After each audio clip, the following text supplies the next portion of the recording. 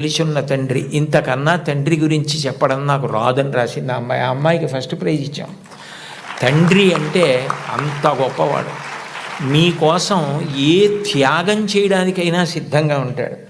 Abraham Lincoln గారు అమెరికాకి అధ్యక్షుడైన తర్వాత మొట్టమొదటిసారి సినేట్లో సభ ఏర్పాటు చేసి పారిశ్రామికవేత్తల్ని, ధనవంతుల్ని అందరినీ పిలిచి దేశాభివృద్ధి కొరకు వారు విరివిగా పెట్టుబడులు పెట్టవలసిన అవసరం గురించి ప్రసంగం చేస్తున్నారు.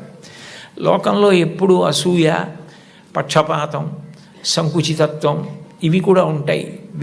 వెలుగుతో పాటే చీకటి. అందులో ఒక ధనవంతుడికి అసూయ కలిగింది.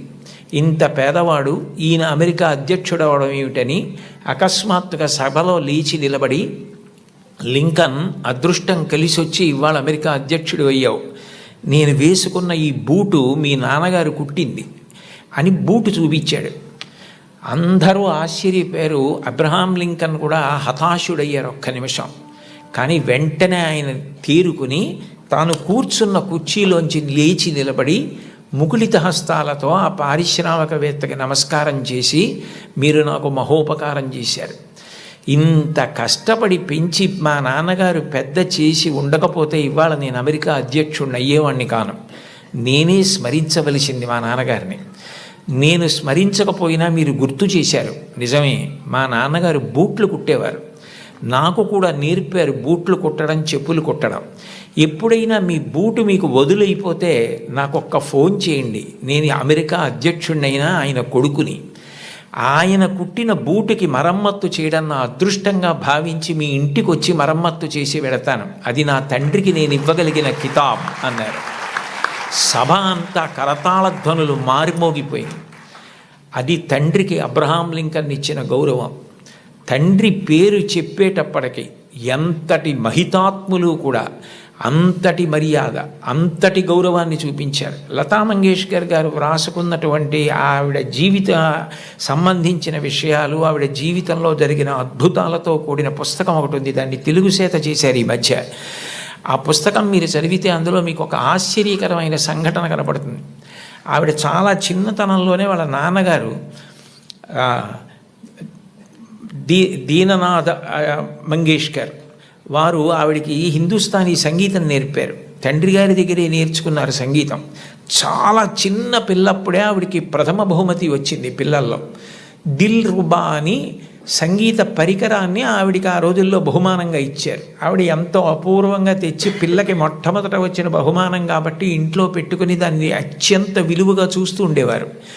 ఒక రోజున ఇంట్లో ఎలక ప్రవేశించి బట్టలు అవి కొట్టేస్తోంది. ఆ ఎలక ఒక చోట నిలబడి కనపడింది. వాళ్ళ నాన్నగారు ఆ ఎలకని చంపుదామని చేతికి ఆ దిల్ రుబా అన్న వాద్య పరికరం దొరికితే అది తీసి ఎలకని కొట్టారు.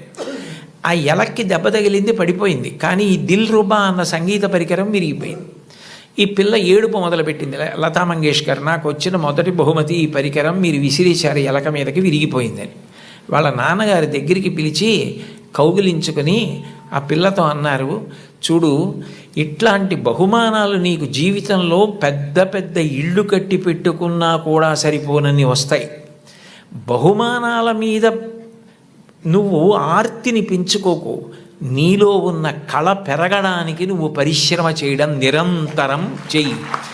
నీ కళని పెంచుకోవడం మీద ఆర్తి నీకు నిలబడితే నీ వెంట ఇట్లాంటి బహుమానాలు పరుగులు పెడతాయన్నారు. భారతరత్న వచ్చిన తర్వాత, పద్మవిభూషణ్ వచ్చిన తర్వాత వాళ్ళ అమ్మగారు ఆహా అన్నప్పుడు ఆవిడ సభలో ఈ విషయం చెప్పారు. వాళ్ళ నాన్నగారిని గుర్తు చేసుకొని, మా నాన్నగారు చెప్పిన ఆ మాట నన్ను జీవితంలో నిలబెట్టిందని 2 సంఘటనలు చెప్పారు ఆవిడ. 2 అణాల నాణ్యం ఉండేది ఆ రోజుల్లో. ఆ 2 అణాల నాణ్యం, చల్లని నాణ్యం ఒకటి ఇంట్లో ఉంది, ఓ పక్కన పడేసి. ఓ పిల్లాడు నేను మారుస్తాను ఈ నాణ్యమని దుకాణానికి పట్టుకెళ్ళి ఏదో వస్తువులు అడిగితే ఆ చిల్లర నాణ్యం చూసి ఆ సరుకులమ్మే వ్యక్తి ఇది చల్లని నాణ్యం అవతల పోవని పంపించేశాడు. లతా మంగేష్కర్ చిన్నపిల్ల గౌన్లు వేసుకొని తిరుగుతున్న రోజులు, నేను చూడు వెళ్ళి విజయం సాధించి సరుకులు పట్టుకొస్తాను